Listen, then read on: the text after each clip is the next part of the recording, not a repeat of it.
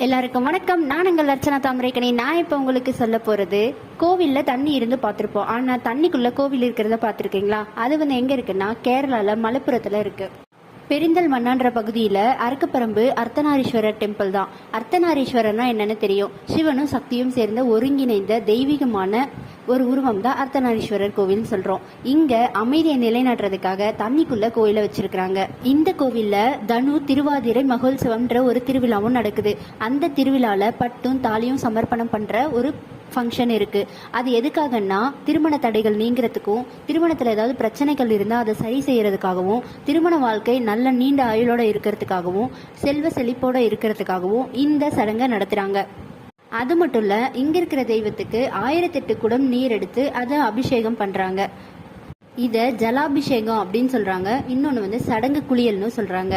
இதை ரொம்ப பயபக்தியோட அங்க இருக்கிற பக்தர்கள் பண்றாங்க. இந்த தகவல் உங்களுக்கு பிடிச்சிருந்தா நம்ம ஏடிஎஸ் ஹாப்பி வேர்ல்டு சேனலை சப்ஸ்கிரைப் செய்து கொள்ளுங்கள்.